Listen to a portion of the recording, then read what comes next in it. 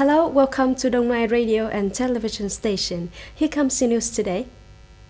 According to the representative of the Ministry of Industry and Trade, Vietnam has enough capacity to become a major fabric exporter in the world.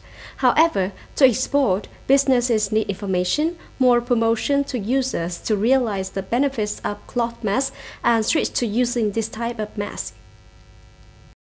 Statistics of the Department of Industry, with the capacity of 50 enterprises reporting to the Ministry of Industry and Trade, can produce 8 million masks per day, equivalent to about 200 million units per month.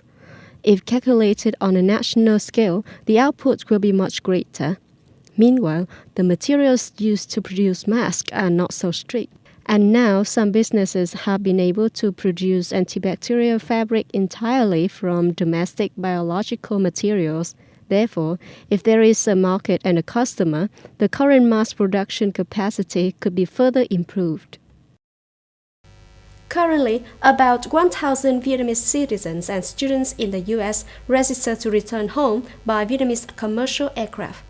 This information is given in an online exchange between the Embassy and the Consulate General of Vietnam in the U.S. and the Vietnam Youth Union in the state about measures to support international students during coronavirus pandemic. At the meeting, the Vietnamese ambassador to the United States said that he had transferred domestic agencies to consider and handle the demand of Vietnamese students and citizens in the U.S. The arrangement of commercial flights to welcome citizens will be based on the assurance that they are suitable for centralized isolation capacity and ability to treat health and control epidemics in Vietnam.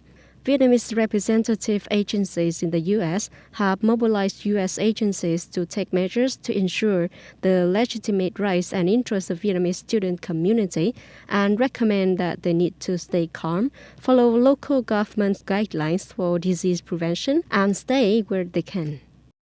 The state governments in the United States are forming alliances to unite the reopening of the country. Prior to this move, U.S. President Donald Trump emphasized only he has the right to decide when to allow reopening the U.S. economy. It is the decision of the president and for many good reasons. With that being said, the administration and I are working closely with the governors and this will continue. He added in another tweet, previewing that a decision by me in conjunction with the governors and inputs from others will be made shortly.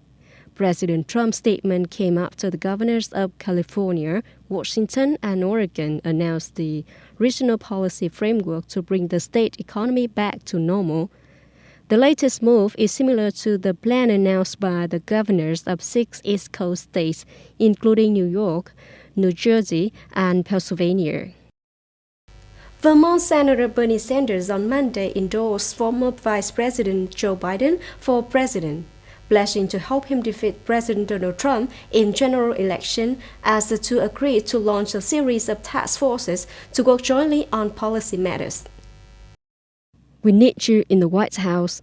I will do all that I can to see what that happens, Joe. Sanders said to Biden during a live stream broadcast by Biden's campaign on his website and on social media. Senator Sanders expressed his belief that former Vice President Biden would win against Trump, whom he considered to be the most dangerous president in the modern history of the United States. Sanders' quick endorsement of Biden in mid-April, just 5 days after he suspended his campaign, marks a key moment for Democrats as the party seeks to unify and turn its focus toward a November matchup with President Donald Trump. That's all for the news today. Thank you for joining us and goodbye.